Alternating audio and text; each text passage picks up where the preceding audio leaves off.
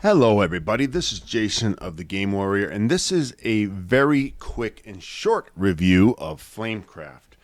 Now it's going to come at you from a different angle, and the angle is what lights me up? What gives me that charge? When I play games, actually when I do anything in life, I look for that electricity, that moment when you go, ooh, and you start to pay attention. So I had that moment with Flamecraft. Now, on the surface, if you take a look at the game, it's very cute. The cards are great. The art all comes together, and that's very nice. The components are cool, and even though I don't have the upgraded components from the Kickstarter, it looks great to me. It's just a beautiful, aesthetically pleasing experience. However, it's the gameplay that really matters. It's when you're going along and you're playing and something happens and that moment just clicks and you're like, ooh, pay attention. Something interesting is happening here. So, did that happen for me in Flamecraft? And the answer is yes. Yes, it did. And let me explain it. So when you take your characters, you have a character, a little dragon, and he moves around the board and he visits different shops. And he collects resources. That's the sum of it. He's going to move here, and then he'll move here, and then move here. When the shops get filled with dragons, the artisan dragons, then a new shop appears over here. And so the town expands.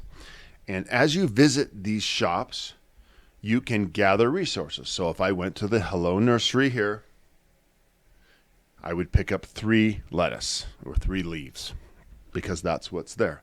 I would also have the opportunity to add one of my artisan dragons, and I just showed you. So I have honey here, and because bread is available at the Hello Nursery, I could then play that and then fire one of those dragons and gain its benefits, and in fact gain possibly more resources. So there's a point in the game when you're going along and you start to generate resources. This is not a scarce game. When you see in the rules, it'll say at the end of your turn, if you have more than 7 of any resource, you're going to have to discard down. And you think to yourself, when would I ever have that? Well, you're going to have more than 7 sometimes because the game has a richness of resources. Now, you're buying those resources. You're getting those resources so that you can afford your enchantment cards. And then you can enchant a...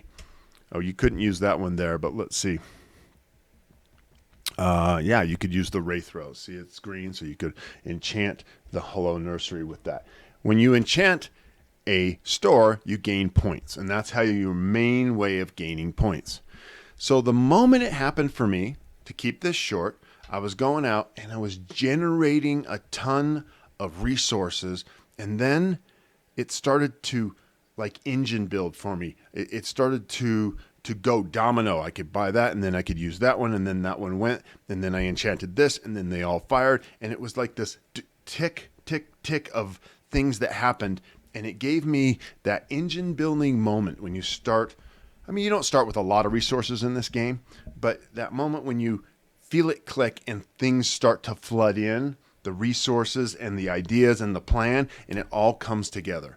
And so that was the moment that I perked up and I said, hey, this game has something to it. It's not just a cutesy little game. It's not just a cutesy little game. Now, I have said before, I don't know how much longevity it has, but I can tell you, if you're searching for that moment in gaming where it clicks and you go, I'm interested, then this one has that in the form of the engine builder turning on.